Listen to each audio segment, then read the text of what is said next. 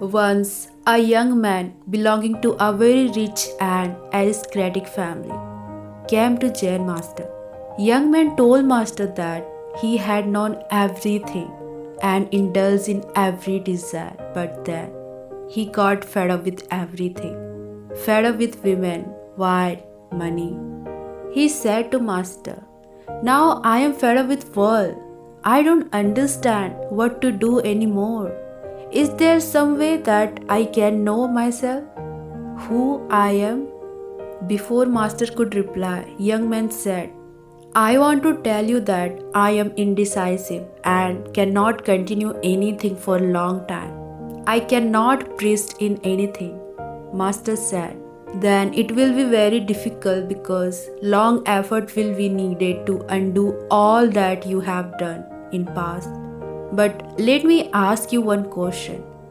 Have you ever been interested in something so deeply that you were absorbed completely?" Young man thought and said, "Yes, there is one thing I am very much interested in, that is chess. That's only thing saving me. Everything else has fallen away. Only chess is still with me." Listening to this, master smiled and said, "Then something can be done." Master called one monk who had been meditating for 12 years in monastery. He asked attendant to bring one chess board.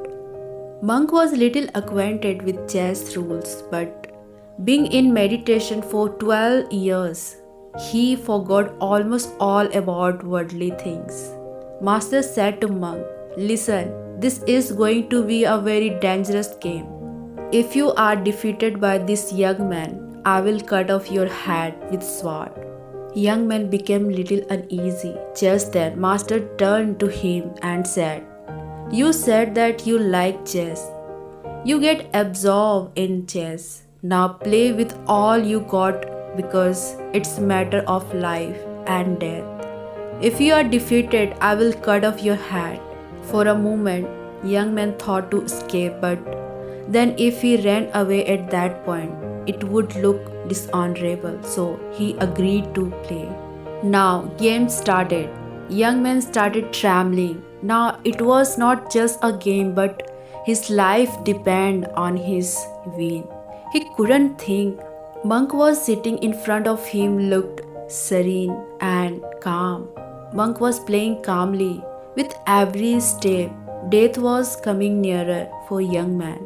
Young man thought, "Well, death is certain." After thinking this, with every passing minute, thoughts disappeared.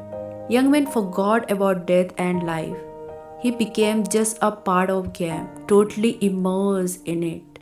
Young man started playing beautifully. In the beginning, monk was winning, but within minutes of young man changed whole play and monk started losing. At that time, only the moment exists, only present. Young man stopped trembling. His mind was no more there. Young man played so beautifully that his victory was certain. Then suddenly, he looked at monk. He thought, 12 years of meditation. This monk had become like a flower. 12 years of austerity. He had become so pure. No desire, no thought, no goal, no purpose existed for him. He is so innocent. Young man started to feel compassion for him. The moment he started feeling compassion for monk, something absolutely unknown started filling his heart. He felt blissful. Young man thought to himself, "If today I get defeated and killed, there is nothing disturbed. I am not worth nothing. But if this monk get killed, then something beautiful will be destroyed." He started making wrong moves knowingly to make monk win. Just at that moment, master upturned the table and started laughing. "Ha ha ha." Master said, "Nobody is going to be defeated here. You both have won." Man thought monk was already in heaven. No need to cut off his head. He was not troubled at all. When his master said that his head would be cut off, is he lost? Then master said to young man, "You have won. Your victory is greater than these monks. Now I will initiate. You can be here and soon will be enlightened. Young man said, please tell me what happened. I feel like I'm not same young man who came to you few hours ago. That man is already dead. You have done miracle, I guess. Master said, because death was so imminent, you couldn't think. Thoughts stopped. Death was so close by, thinking was impossible. But then, death was so near, there was no gap between you and death, and thoughts need space to move. There was no space, so thinking stopped. Meditation happened spontaneously, but that was not enough because that type of meditation which happened because of emergency will be lost. When the emergency is gone, that meditation will be lost. So I couldn't throw the board at that moment. I had to wait. Whatsoever the cause, compassion has to follow. Compassion is the flowering of meditation. If compassion is not coming, your meditation is somewhere wrong. Then I looked at your face. You were filled with bliss and your eyes became like Buddha.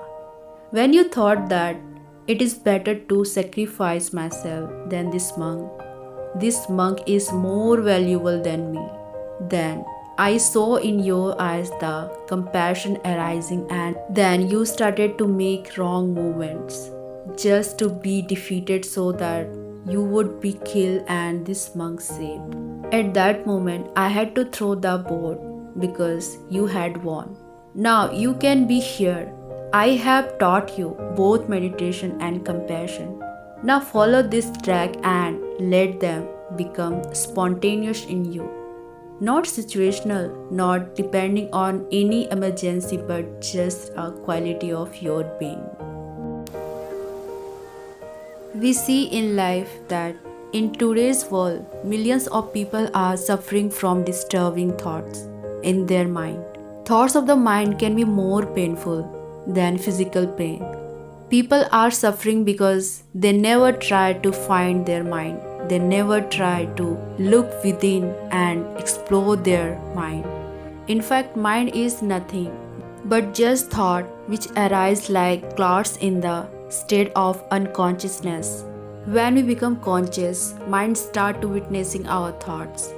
Our thoughts starts to subside, and when we become thoughtless, our mind disappears. It becomes source of happiness for us instead of suffering. So whenever in life you feel disturbed mind, just sit back and start witnessing your thoughts. Don't try to resist your thought. Just let it come and let it go. Don't get attached to it.